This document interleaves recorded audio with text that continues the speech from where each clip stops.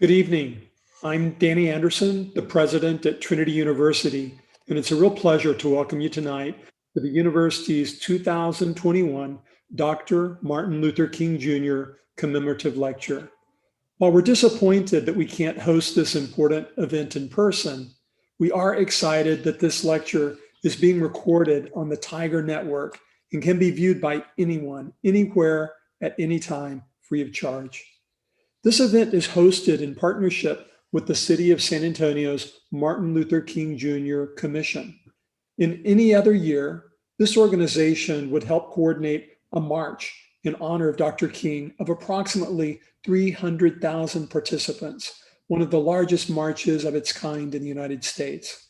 Sadly, because of the pandemic, yesterday's march did not take place in the traditional manner. Even so, Dr. King's vision of justice and equality for all shines bright in spite of the health situation now facing us. In fact, the horrific and all too common racial violence that continues to plague our country makes his dream even more important and more relevant than ever. This evening, we're joined by Ashley Blaine Featherson, a talented actress, singer, and producer who currently stars in the critically acclaimed Netflix original series, Dear White People.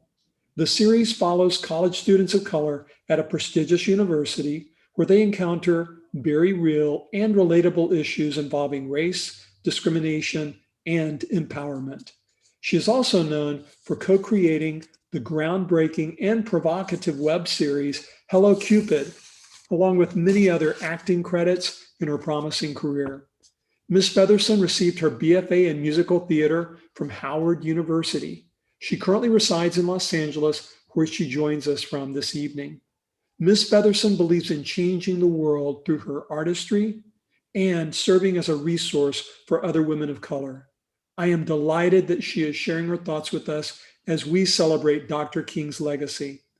After her talk, our discussion will be emceed by Courtney Balderas, Trinity's new Director for Student Diversity and Inclusion. Thank you for all that you are doing, Courtney. So now, we welcome to Trinity, Ashley Blaine Featherson. Hi, everybody. Thank you, Dr. Anderson, President Anderson. I was just enthralled about Dr. King. I was like, Dr. Anderson, are you a doctor as well, President Anderson? Yes. Yes, Dr. President Anderson. Love it. Love it. It all works out. Hi, everybody. I am so honored to be here. This is my first, I was telling Courtney that this is my first speaking engagement of the year, and I am so excited that it is with you all. We're in such an interesting time. You know, we are almost a year into the pandemic, and with that, there's been a lot of sadness, there's been a lot of growth, a lot of change, a lot of disappointment, but also I think that it has caused us to have an extreme amount of hope, because hope is all that we've truly had to hold on to. And if you're here with us tonight, then that means that you had enough of it. And you are full of hope, and we have so much further to go, but we're in such a good place right now, especially with inauguration being tomorrow. I'm wearing my Kamala sweater. Oh, this way. I'm wearing my Kamala sweater, and I'm just so excited about what's ahead. So I want to talk to you guys a little bit about my upbringing. I thought it was quite kismet that I was asked to do this lecture, because my mother just retired in December of 2019 from a 35-year-long career being a director of diversity, equity, and inclusion. So I happen to be pretty well versed in a lot of the issues surrounding it. And I was raised in a household with a mother and a father who made sure that I knew what they were and why they were important, why diversity, equity, and inclusion is important, and how by being knowledgeable about the three, that I can be a change maker and a way maker in the world. You know, I was raised to see everybody as equal. It's nice that this is commemorative for Dr. Martin Luther King Jr.'s life, because I grew up with a mother who every MLK Day we would listen to his "I Have a Dream" speech, surround sound throughout the house. Every Martin Luther King Jr. Day. It was not a day off for us. It was a day where we listened and we remembered his words. And to this day, I think a lot about those years growing up as a child and how much, so much of it penetrated me, some knowingly, some unknowingly, but it hit me deeply. And I kind of want to just start off with a quote from his "I Have a Dream" speech in 1963, which was nearly 60 years ago. "I have a dream that my 4 little children will live in a world where they will not be judged by the color of their skin, but by the content of their character."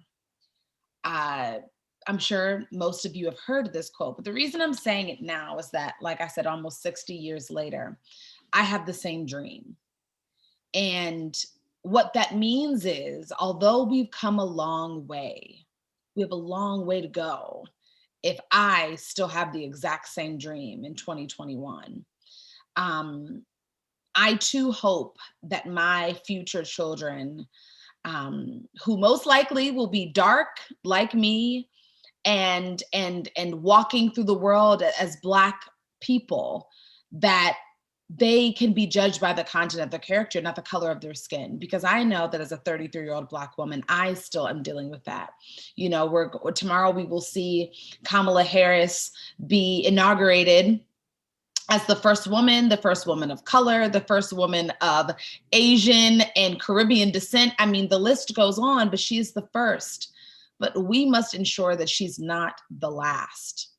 And that's up to us, that it's completely in our hands to decide how the decisions we make and how we interact with people and how we move throughout the world directly affects the lives of my future children, of your future children, and of their children, and so on and so forth. So I just wanted to start with that, because I think that, when I was doing some preparation for today, I kind of delved into my Martin Luther King Jr. rabbit hole. And again, a quote from a speech that's so common and many of us have heard so many times really stuck out to me, because it was shocking and quite sad that I realized that, wow, I don't think that he expected that almost 60 years later that I at 33 would be having the same dream. I think his hope was that I wouldn't have to dream that large anymore about an issue that for so many people, to me, I'll speak for myself, is quite blatant and needs to be fixed, and is an important issue that's plagued particularly America since its inception, yet we're still dealing with it. So back to my upbringing with my mother. She's always been an advocate for everybody, particularly for Black and brown people, because we don't have many advocates. And just kind of delving into more of exactly what she does, or what she did, she retired, is she would go into workplaces or to universities, similar to Trinity, and she would basically teach and lecture similarly to what I'm doing about what diversity, equity, inclusion are. What microaggressions are, how we can be aware of biases that we possess, why we have those biases. And that's really what I want to talk to you all about today. I want to, kind of channel my mother in that. I hope that we can all leave this lecture and this conversation feeling that, one, we are better, we are more equipped to be change makers and way makers in the world. And also that, my hope is that some of us can be more aware of the biases that we do possess, because oftentimes like I said, we're very, very much so unaware of them. And it's important, particularly in this time with a lot of racial tension that we're experiencing, a lot of unexpected but needed change, we have to be equipped. We need to know what's going on. We need to know how to be better in this area. So I'm going to talk a little bit about some definitions, right? So I'm going to just delve into exactly what the definitions of diversity, equity, and inclusion are. So diversity is the practice or quality of including or involving people from a range of different social and ethnic backgrounds and of different genders, sexual orientations, etc. So diversity is really, I can't see you all, unfortunately, but we are diverse. I'm pretty sure that everyone that's involved in this call we are a diverse group of people. And that's wonderful because with diversity comes education. If I'm around people who are different than me, then I can learn things that are outside of the world that I simply live in. And I can become more empathetic to the issues and the matters that concern people that just don't look like me. Because the truth is, although I am not a white woman, pay equality for women all inclusively affects me, and that matters to me. And so it wouldn't be right for me to just care about pay equity for Black people, rights for Black people, whatever it may be, simply because I'm a Black woman. I need to care about the issues that concern my environment. And because we live in America, that includes everybody. So if you are excluding somebody or having some sort of racial bias, you are not actually acting in accordance with your surroundings, because the truth is, we all know America's a melting pot. So you're just choosing to ignore other people that matter just as much as you do. Equity, the quality of being fair and impartial, the practice or policy of providing equal access to opportunities and resources for people who might otherwise be excluded or marginalized, such as those who have physical or mental disabilities and members of other minority groups. So again, we can go back to pay disparity. A big thing, particularly in entertainment, is that a lot of us are fighting for pay equality. We are realizing that women, then especially women of color, Black and Latino women, are paid considerably less than anybody else. And the way in which I am being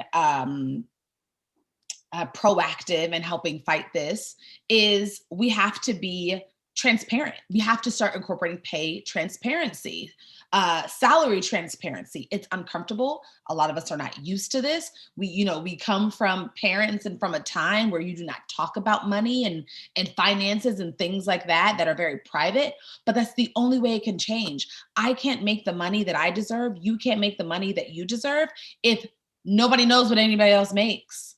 We have to be advocates for other people. If ever you realize that you are making considerably more than somebody else who does your same job or deserves to get paid what you get paid, that's on you to really speak up and be an advocate for that other person. Because oftentimes the beautiful thing about advocacy is that it's most wonderful when you're advocated for when you didn't even know that you needed it. So I've been in experiences where I found out that someone had advocated on my behalf on an issue and on a matter that I didn't even know I needed it for.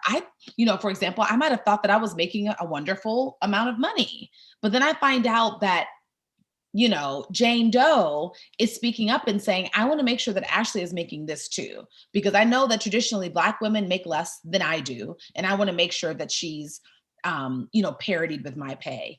And I just hope that we can be a lot better again with pay transparency, because it's beneficial for everybody. We have to get out of a mindset of lack. Just because someone else is gaining doesn't mean that you're losing anything. I just want to make sure that you all know that the more you give, the more you receive. The more blessed you are, the more blessed you can make somebody else. And that's really the way I try to live my life. So let's talk about inclusion. Inclusion is described as the practice or policy of providing equal access to opportunities and resources for people who might otherwise be excluded, marginalized, such as those who have physical or mental disabilities and members of our other minority groups. So again, that was the inclusion I was talking about kind of in the first portion. The reason I read the definition again is because I want to get into the physical or mental disabilities and members of other minority groups. I think oftentimes we look at inclusion as simply people of different ethnic groups, and it's not. We have, I've been seeing a lot of people fight for, they're upset about more handicap spots being taken up in parking lots, or they don't like that there's handicapped placards in front of bathrooms, and it's confusing to me, because why wouldn't you want everyone to have equal access to what you have access to? And again, that's up to us. It is up to us to make space for those who are undervalued, underappreciated, looked over, passed over. That is on you. If you have privilege, it is up to you to truly use your privilege for good. And then I want to also just talk about cultural diversity. Cultural diversity is the quality of diverse or different cultures as opposed to monoculture, the global monoculture akin to cultural decay. The phrase cultural diversity can also refer to having different cultures respect each other's differences. That's my favorite part of this definition, because the truth is, respecting each other's differences is the most beautiful part about life. It's about, being a Black woman. One of my favorite types of food is Mexican. And although I'm not Mexican, I love Mexican food. And through Mexican food, I fell in love with Mexican culture, Mexican people, Mexican, native attire, all of these things. And it's because I chose to fall in love with this culture, that although it's not mine, I realize that we're all connected. I see so many through lines through Mexican culture with African-American culture. And it's really beautiful. But again, that came from me having, or me making the choice to be open-minded about it, to not go to Mexico and feel different, but to decide that we are all the same. I don't feel different when I'm there. I don't feel different when I'm in Spain. I don't feel different when I'm in Italy. That is a mind choice. Now, if I'm treated differently, that is a different thing. But to go into a place simply with people who don't look like you and decide that you feel different is a choice. When truly we all know that we all have the same blood, we have the same heart, we all have the same types of brains. We're all coming from the same makeup. And simply because we look different isn't enough of a reason to discriminate or to treat people differently.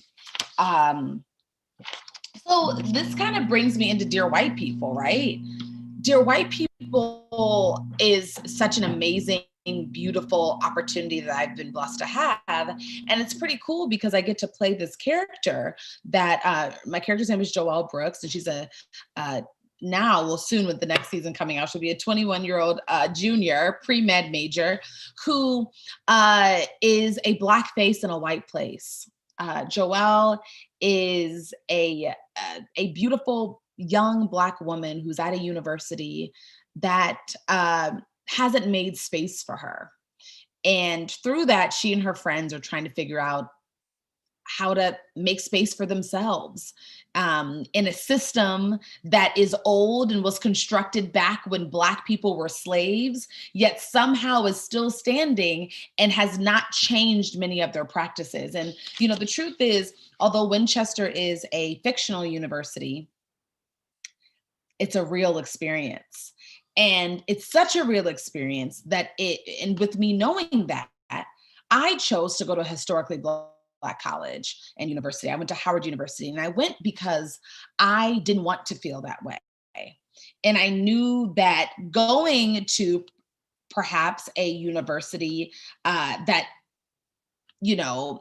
systemically wasn't making space for me or people who look like me, I thought I had a better chance at Howard. And it was a really beautiful experience for me to be there because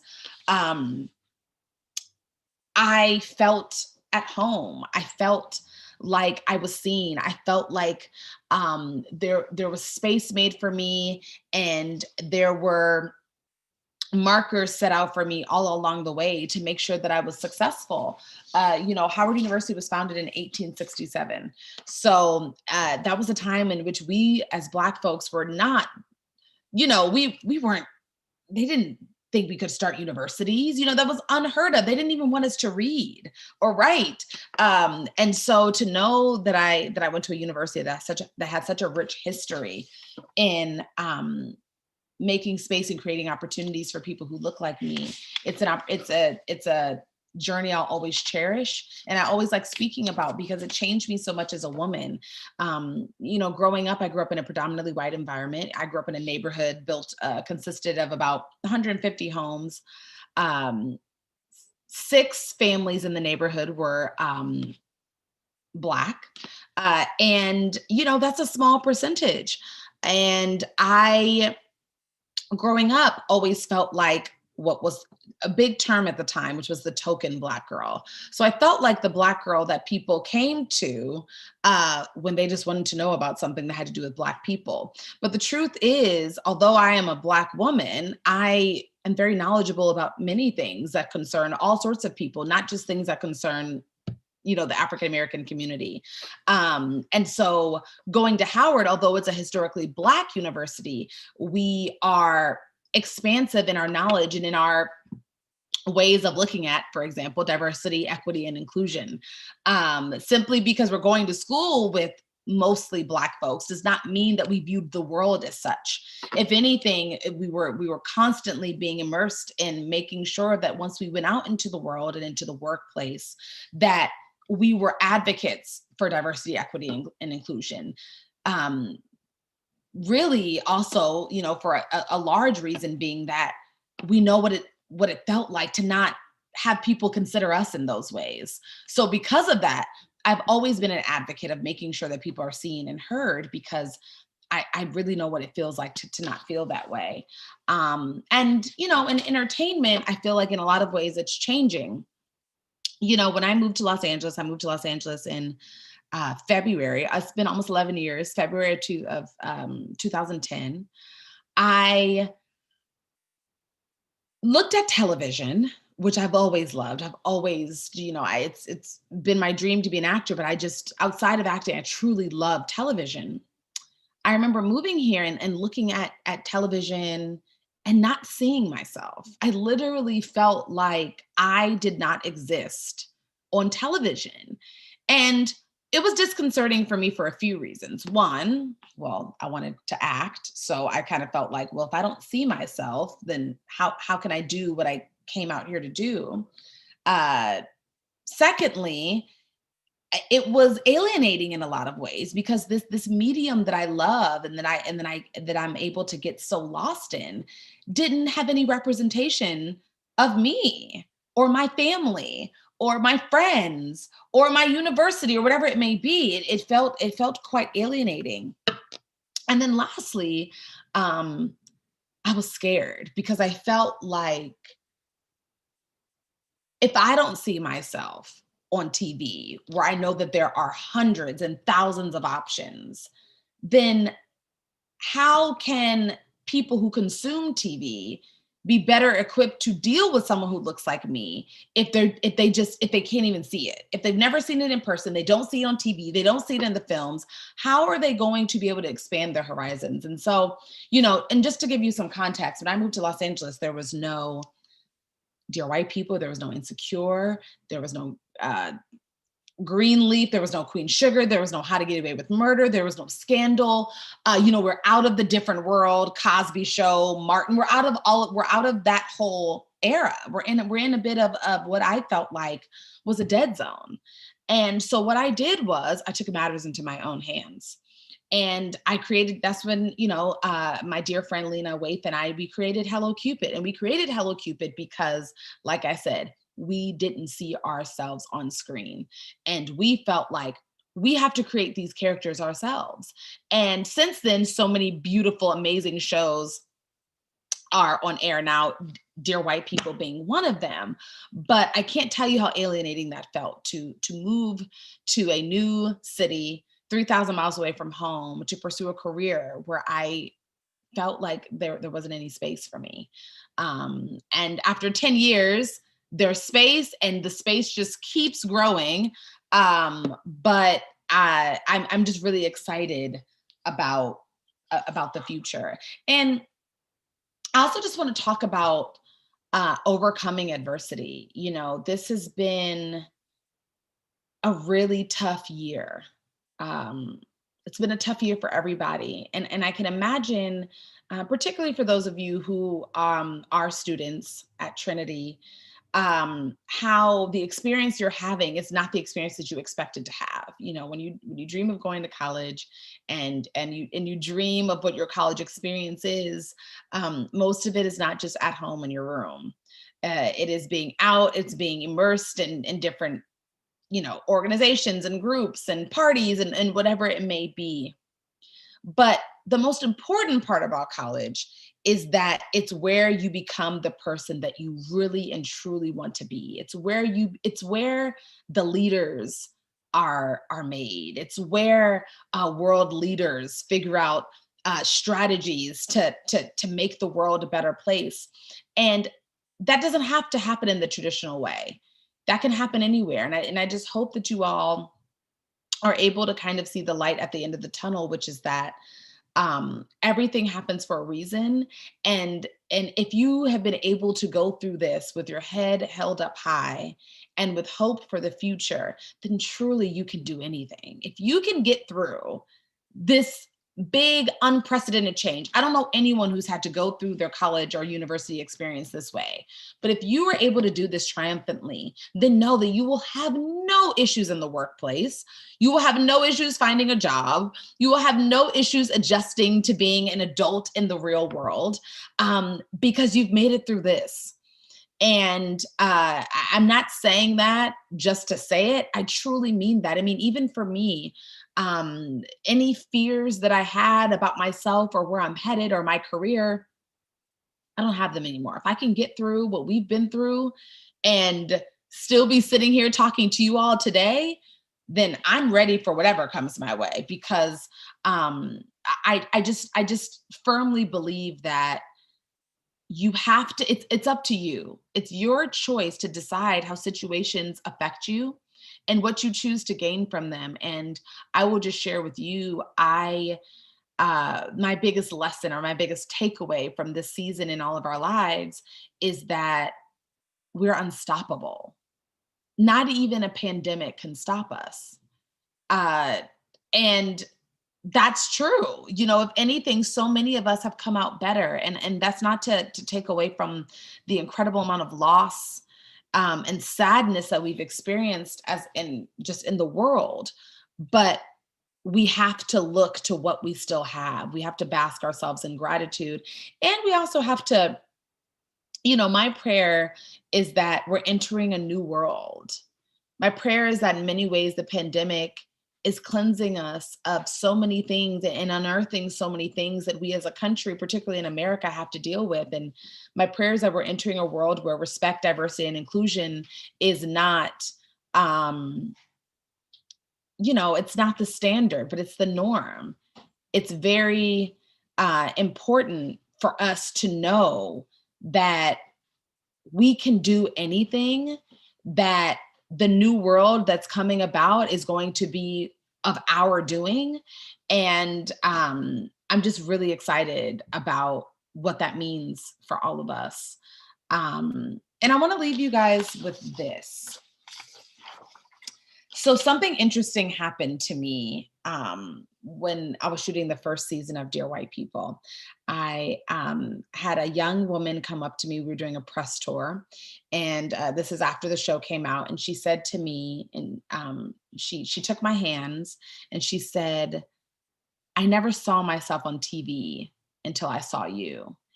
And it was in that moment that I realized that I was on the right path, because the truth is, my advocacy is my artistry. I advocate for people through my art. And I want you all to figure out in what ways that you're going to do that for yourself. And for me, I have these wonderful people in my life who I love to call my destiny advocates, who remind me of my purpose, remind me of my journey, remind me of where I'm headed, remind me of my successes, remind me of my strength, when I'm unable to do so myself. And I know through the pandemic, I have to say, there were a lot of times I needed to lean on them. I needed to lean on these amazing, beautiful, wonderful people in my life to remind me that I still had to get up. I still had to keep going. I still had work to do. I still had lives to change. And I still had an even greater, bigger, larger, wonderful woman to become. So if you all take nothing else from this talk, I hope that you take these things. Find your destiny advocates and hold on to them dearly. They are people that make life not only better, but truly even just worth living even more, I feel like. Secondly, I hope that you all remember to not turn a blind eye. Make diversity, equity, and inclusion a part of your daily life. There's nowhere that I go, whether it's to the grocery store, whether it's doing a lecture like this, whether it's on set to shoot a show or a film, that I'm not thinking about the ways in which I can be an advocate in all of those areas. I think part of America's problem is that we keep trying to put a Band-Aid on it and act like it doesn't exist. And if this year has taught me anything, it's that it does exist. It's very alive. It's very much so happening, and it's in our hands to fix it. And lastly, one of my favorite things that I always do to this day is this. My dad used to tell me when I was a little girl, if ever I was having a really bad day or stressed or uninspired, feeling down, he would always tell me to go outside, tilt my head back, and let some sunshine rub on my face. And I'm sharing that with you all because sunshine is a healer. And whatever you're going through, just remember to step outside, tilt your head back, and rub some sunshine on your face, and know that it'll be okay. So I just want to thank you all so much for having me. I'm so excited to answer some questions that you all might have, and kind of delve in just a little bit deeper into whatever you guys want to talk about, anything about me. I'm here to answer any of your questions. Thank you so much, Ashley. We really appreciate it. We're just so thrilled to have you with us this evening. Thank you, Courtney. Fun fact, Ashley told us that this is her first event for this new year. Yeah. And it's my first event with Trinity. So oh, love it. Look at us. yeah, first. Okay, so we do have some questions here. I've got one from Dania. How much this year do you think will change or transform the entertainment? How much do you think this past year will change or transform the coming year in the entertainment industry, especially along the discussion of race and integration, like for the years to come? So how much do you think everything we've gone through has impacted us? Well, here's the cool thing.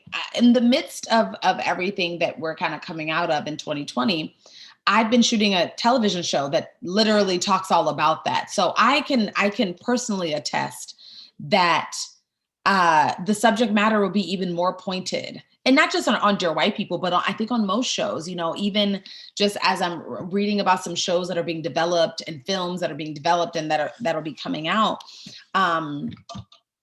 People are going to be talking about the issues that plague America in an even more unapologetic way. And, one of the things that I love about Dear White People that actually deters a lot of people from Dear White People, as an example, is that it puts everything in your face. You're not allowed to turn away. You're not allowed to act like it doesn't exist, because we're putting it right in your face and saying, look at us, look at these issues that we're dealing with. What are you going to do about it? And my prayer is that we do come out of 2020 with more subject matter and content that makes people turn the TV off, turn the movie off, and have a conversation with whoever's nearby or call a friend to talk about, how can I be better? How can I be more aware of my privilege? How can I be aware of my cultural biases? How can I, all of these things. I just think that we're going to be in for a lot more tough conversations, but tough conversations that will hopefully change the way we interact with each other as it currently. Absolutely. Thank you. So from Nicole, what would your dream role be? Okay, my dream role would be, man, I can't say, that's kind of a bit of a spoiler, but my dream role would be just a show, a television show where I would be able to um, do all three things that I love, which is act, sing, and dance. So, I was able to do one episode of Glee and I absolutely loved it. And I'm just like really excited to be on a show again where I'm able to showcase all of my talents in that way. And then just like another like crazy fun fact about me, my favorite movie is The Five Heartbeats, which was directed by Robert Townsend. And I would love to be in a movie like that, or Dreamgirls, or Sparkle, like just a movie that just is so beautiful and all about music and dancing and fabulous acting. That's my dream. Awesome. Thank you. And so I've got a question here from a parent who says that their student doesn't necessarily see themselves in the movies in the way that you had talked about as well, but she wants to be an actor. And any advice that you would have? Yeah, I will say, we have a lot more now. So I would love to like kind of even know, I wish if I knew kind of more details about your student, maybe I could like throw some television or film ideas your way. But without knowing that, what I will say is do what I did, which is create space for yourself. Like we live in such a time where you don't have to wait for content to come to you. You can create your own content using your phone, using your computer, using your iPad, using a drone. I know people use random drones. There's so many ways to create content for yourself and for others. And I just wouldn't wait. And another piece of advice I will give too is like, don't self-edit yourself. Like whatever you're feeling, whatever you think you want to create, just do it. Like who cares what anybody thinks about it? There's so much content out there. And for many people, it's simply an escape. It's a way to express themselves. And I just would encourage your student to do that in the biggest, most wonderful way possible. Thank you. So what is one thing that places where space has been created for you, what do they have in common versus spaces where, there isn't, places where space isn't naturally created, right? So thinking about Howard and maybe Yeah. some of your roles too. I think the biggest through line probably, Courtney, is that there's someone that is implemented that is that diversity, equity, and inclusion, for example, is the priority, right? So there's someone that's making sure that representation matters. So for example, at Netflix, we have an amazing sector at Netflix called Strong Black Lead, which I don't know if you all are familiar with it. But it is strictly dedicated to uplifting voices of Black creators on the platform. And I feel so incredibly supported by that because there's people that are saying every day, hey, Ashley, I see you. You matter. You're important. You are a lead. You are talented. You're all of these things. On,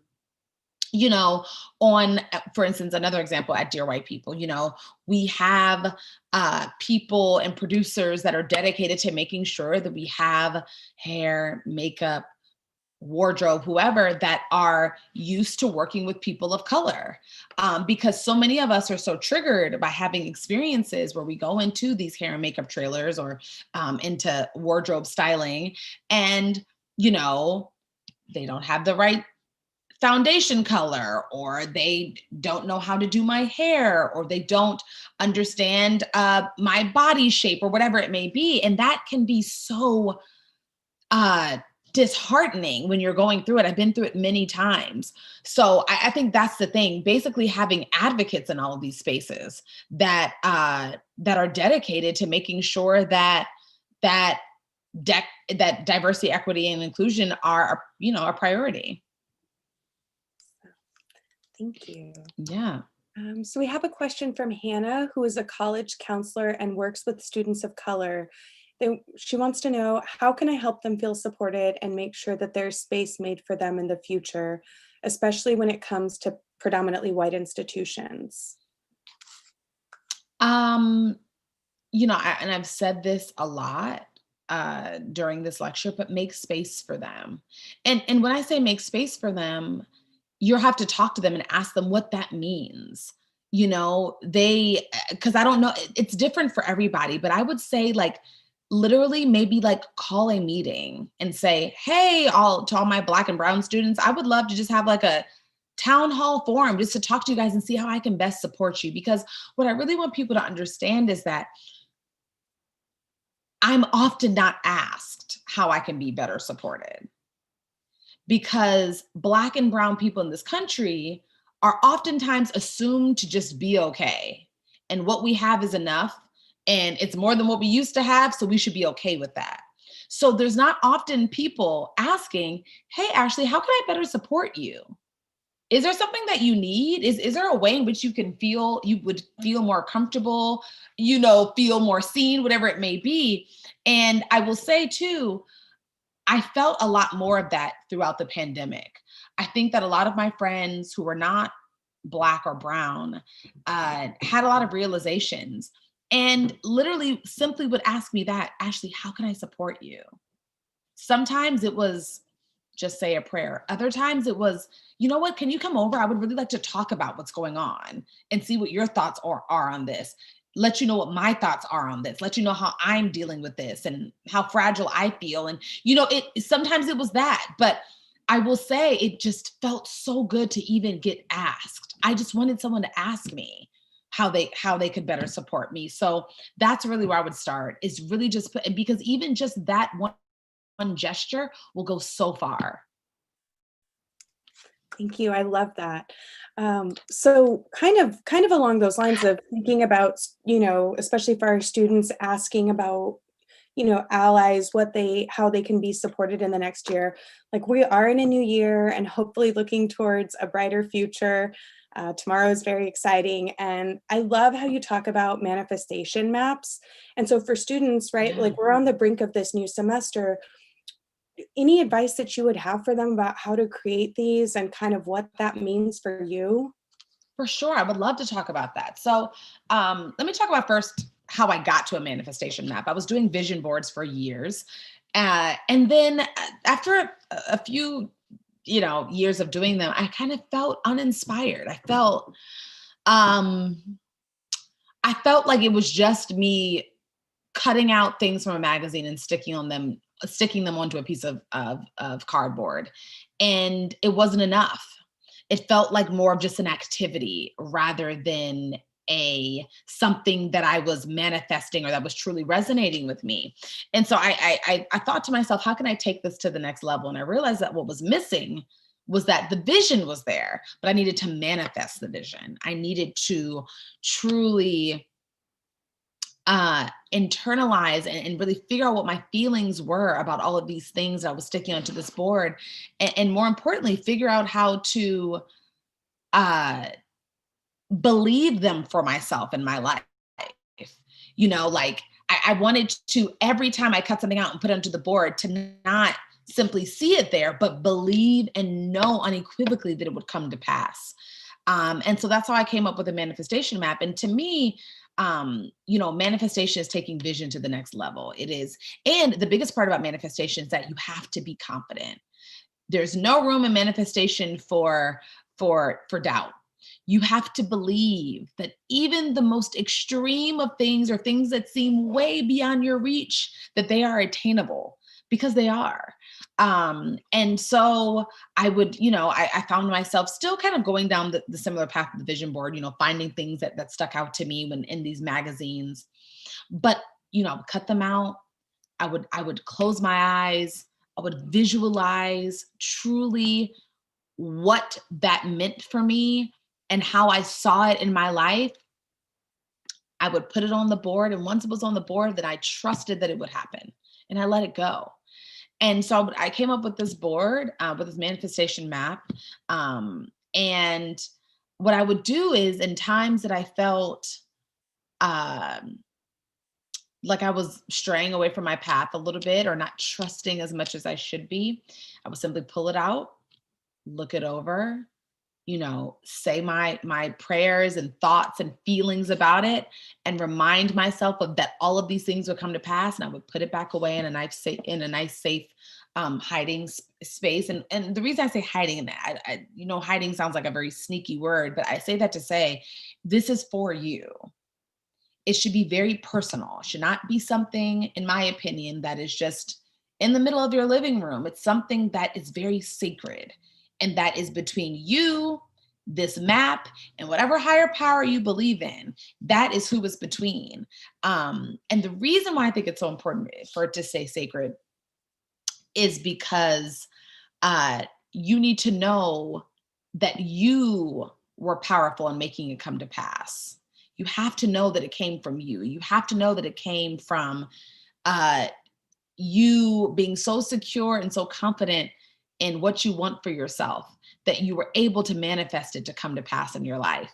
It wasn't other people coming in and saying, what about this? Or maybe you should take that down. Why don't you add this up? Last week, weren't you talking about you wanted to do this? Why isn't that on the map? That's not any of their business. What's on the map is your business. And manifestation maps have completely changed my life. And I've been feeling so blessed to be able to talk about it to people because I'm seeing how it's changing so many other people's lives too. So I really encourage you to do one. I like to do mine at the top of the year. So it's still January. You still got time. I say kick it off. Oh, also something I want to say about the manifestation map is remember to write the date on it, because it'll be really cool when you look back at where you are when all of those things come to pass and you see that date. Oftentimes things will happen on a year to the day. They'll happen 6 months to the day. It's really kind of cool how things will happen when you remind yourself of when you created it. So I wish you all a lot of luck in doing them, and I'm excited about seeing what comes to pass. Thank you. I love that. I love the idea of the manifestation board and that it being something so sacred and private. So Yeah, I appreciate you sharing that. of course. So switching gears a little bit, do you think that spaces like Netflix and Hulu have created spaces that maybe were not there before on TV, in like this unique streaming environment? And how do you think, we as allies, or just for the networks themselves, what is kind of the next step to make sure that that's sustainable, that we, Yeah. I definitely, again, if I just look over my past 10 years in LA, so much has changed. Like, I can't even tell you all, so much has changed. And it's so exciting for me as an artist, as a creator. And I do feel like there's a lot of, now you go to most of these streaming platforms and they have categories. If you are Asian American, they have categories for that. If you are Latin American, there's spaces for that. If you are African American, so even now on airplanes, I know when I've flown Delta, there's like Black History Month movies. And I'm like, wow, that's new. We didn't have that before. So people are taking the time to be more inclusive. Now, the way to sustain that is that we need more people of colors as executives. We need more decision makers that are people of color, because the truth is, if you're not someone who is directly experiencing what many of us are fighting for and talking about, it doesn't mean that you can't relate, and it doesn't mean that you can't advocate for it, but it does mean that you have a different lens on it. And what I think will be very helpful in this fight and this movement for more inclusion and more equity and more diversity is having more people at the head saying, hey, these are the reasons why this is important. I can say from my own personal experience, not just, well, one of my really dear friends told me they're going through. It's different when it comes from you. And so, for me, that's the goal. It's seeing more announcements where Black and brown people and just people of color are heads of these networks and these studios and these streaming platforms, because it'll just create even more opportunities. But I do have to commend and say that so much has changed. And, for me, as I go into these meetings or auditions or whatever it may be, I definitely feel more seen and supported than I did even just 2 years ago. So I've definitely seen the change. And, I will say this too, there needs to be more of a awareness and a dedication to publicity. And what I mean by that is that oftentimes we have these shows that are, about or portraying a group of, people that might be marginalized, but there's no promotion around it. So nobody, those people who it's about don't even know where to find it or that it exists, because there wasn't the same promotional push behind it as there was perhaps for something else that's more, for lack of a better term, more palatable or reaches to them more people that matter. And because that's what it's all about. It comes down to the dollar. But we know, because we're woke, we know that people of color, we make up most of the consumption dollars. We're the ones, even in the beauty industry, we buy most of the beauty. So why is it that there's still brands and commercials that don't include us at all? That doesn't really make any sense. Yet we're still buying the products. So yeah, I mean, it's all very cyclical, but I think that the biggest way to change it is just have more people that look like the world in more positions of power. Yeah, that's helpful for us too as consumers and thinking about where and how we spend our dollars and our time. So thank you. Yeah. Today is the National Racial Healing Day, and there's a lot to reflect on, right? You talked about this, especially this coming the day after we honored the legacy of Dr. Martin Luther King. And you did talk quite a bit about sunshine and just how healing that is. But would you mind sharing with us a little bit about what, racial healing looks like to you, especially during these trying times? Oh, I love this question, Courtney, because it's actually something I want to touch on. So I'm really grateful you said this. So I was talking to my mom yesterday, actually, in preparation for this talk. We were just chatting and I was telling her how excited I was for this.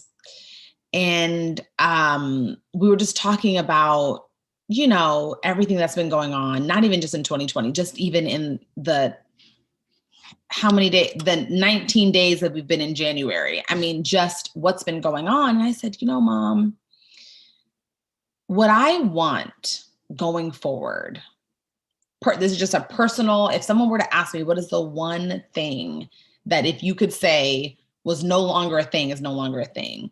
And this is my thing. I want for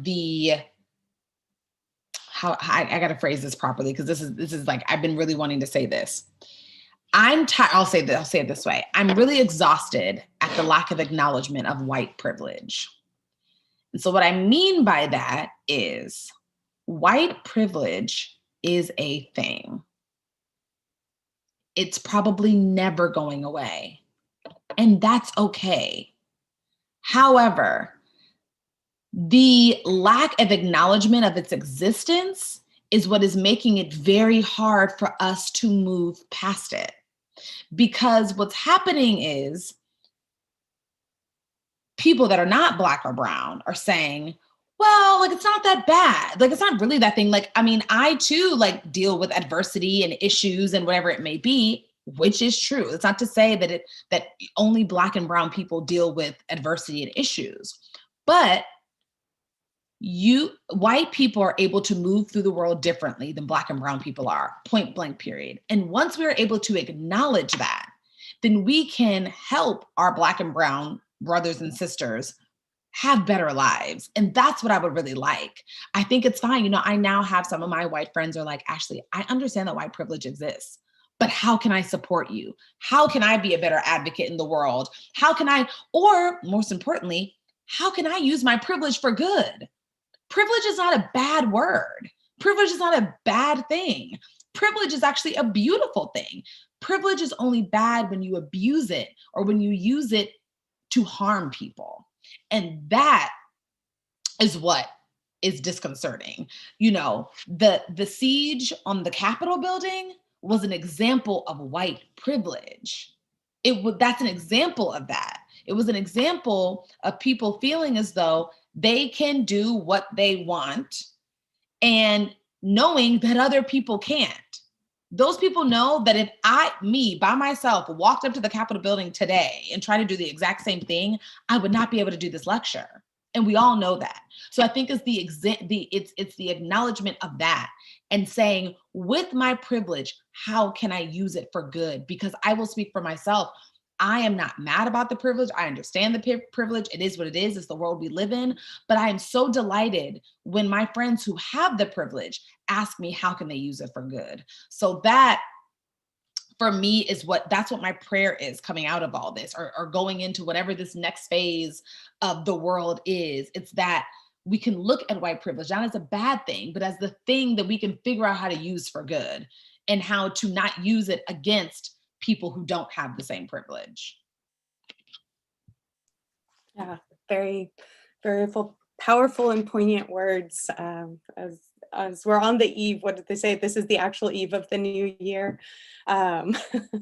So yeah. I appreciate that. And that is helpful too, because we had another question about how can we be better advocates and supporters for our Black community, as well as our Indigenous community. Yes. And other people of color. And I just want to say, Courtney, just to that again, I mean, I know I kind of answered that, but ask, just ask. I cannot emphasize how much it means to me when my friends ask me, Ashley, what do you need?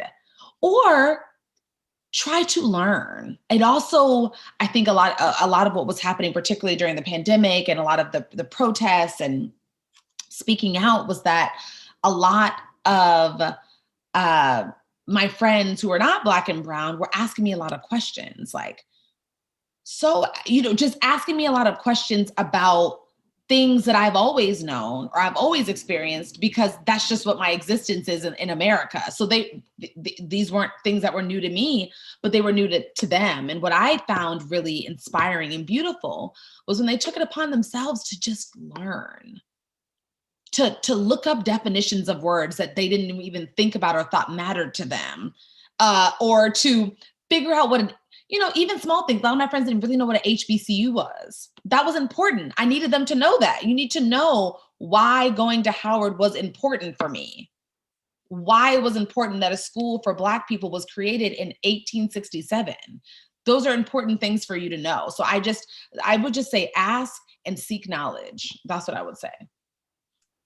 Thank you so much. We are so excited that you were here with us this evening, and given your love of Mexican food, we can't wait to hopefully host you in person. Yes, I can't wait. I'm coming back, you guys. I promise. Courtney and I were talking about it, and Dr. Anderson, we were talking. I cannot wait. I'm coming back, y'all. I promise. We're so grateful to you. But are there any last words, or is there anything that I didn't cover that you... No, Courtney, I just want to thank you. I want to thank you, Dr. Anderson. I want to thank Trinity. And I just want to leave you all with this. Remember who you are at your core. Know who you are at your core, and figure out how you can go out into the world and give all of your goodness to it. I think that is the most important goal, for me. I'm all about building legacy, but I'm also trying to figure out how I can just put more of my goodness into the world. And that's what I want for all of you. If we collectively decide emphatically that we're going to put all of our goodness into the world's got to become a better place. So, so I'm just grateful. This was amazing. I'm so excited. Hopefully I get to see you guys again soon, when the world opens back up, but this was just a wonderful opportunity. Thank you again so much, Ashley. We were so thrilled to have you. Thank you, President Anderson, Trinity University, and to the City of San Antonio MLK Commission as well.